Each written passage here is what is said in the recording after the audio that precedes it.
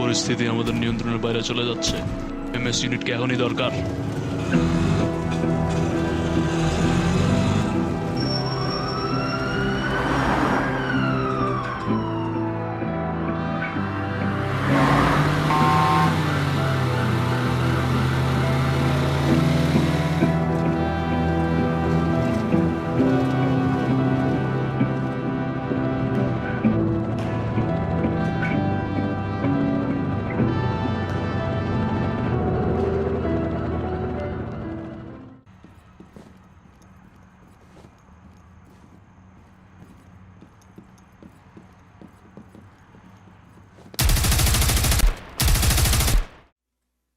Zero Hour is a slow-paced tactical shooter game. In this game, you will be assuming the role of a Bangladeshi Special Forces operative in several different fictional locations based off of real-life places. As of the current quality of life update, the game is complete with 10 maps: bank, hotel, plane, fat plane on water, Asian embassy, house, a terrifying house, some unfinished cafe, some lab straight out of Walter White's dreams, and finally, the Phasmophobia Hospital. Zero Hour is equipped with the ability to play 3 different mode types: co-op, quick match, or custom game mode. In the quick match mode, you can select between a couple different settings: join ongoing, skill-based matchmaking, and Steam Guard. Join ongoing is also best known as challenge mode. This is the pinnacle of gaming for only true gamers who want to push themselves to the limits.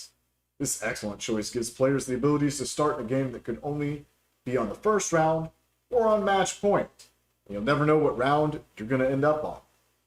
This option is perfect for that special player looking to lose a game without getting the opportunity to play a single round. Skill-based matchmaking is a relatively new addition since Operation Magnum. This option grants players the ability to play the game with other players of a similar tier. Tiers are obtained and increased by getting points from playing the game. Players that fall within a certain range of plus or minus 2 tiers are more likely to be paired up against other players within that same tier range. With the latest leaderboard switch, so that all players' points are reset to 0 anytime their game is closed, party is left, game is left, custom browser is left, game is disconnected, power goes out, or lobby is left, every single player will play against every other player on this fantastic option setting. Steam Guard is the absolute greatest thing since sliced bread. This glorified anti-cheat solution was once believed to ban people who were caught cheating. At most, this is a tailor-made and oversold 2-factor authentication system that directs the players to give Papa Gaben their phone numbers for late-night calls about your CSGO skins.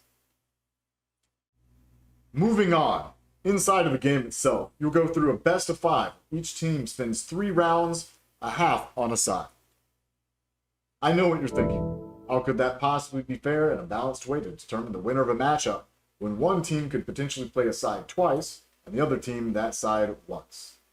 Well, let me assure you that yours and my coconut brain couldn't possibly understand the fathoms and depths of balance that go into the game and in game design.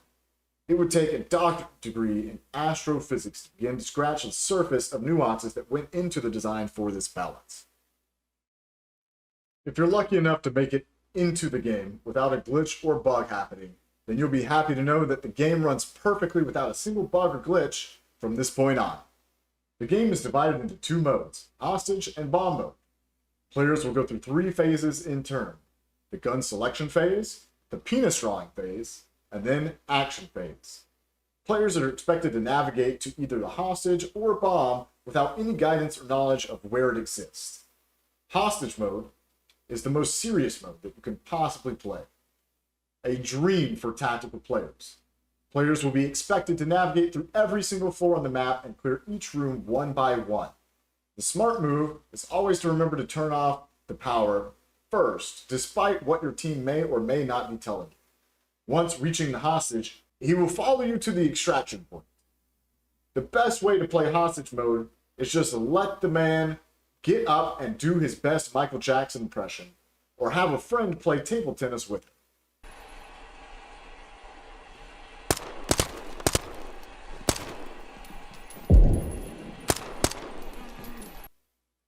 Bomb mode is the less fun mode that you can play. The hostage only spawns in one location of 4 predefined locations that the terrorists have chosen. With the hostage as an absolute unit of eating shots and grenades to no effect, it's an actual wonder as to why he even needs saving from the bomb strapped to his chest at all. The key features in this game include the breaker box, weapon attachments, and doors. The breaker box is a great way to piss off the competitive-natured players who cannot stand walking around in the dark trying to find their glasses. Make sure you grab your NVGs and don't worry about telling any of your teammates to get theirs. If they come without a flashlight or NVGs equipped every single round, then they're just a sad excuse for a special operative and have no business being in the AO. Weapon attachments come with all sorts of neat bells and whistles that are really going to make your gun look like some sci-fi nutjob weapon, while simultaneously putting a damper on your operator who already runs like a 60-year-old smoker. The stamina system in the game drains a large majority of your player's stamina for both shooting and running. Doors are fantastic. You can kick them, open them partially or fully, blast them, blow them, bang them. The only thing you cannot do is figure out how to get them open enough to walk through them.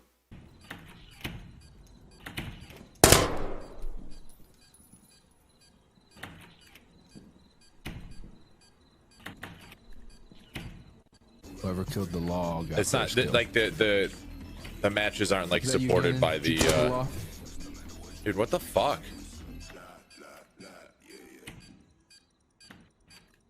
Hostiles are moving in. 0 Hour is every bit as fun and intense when it comes to the 5v5 tactical FPS genre as its rivals, Rainbow Six Siege, Ready or Not, and SWAT 4.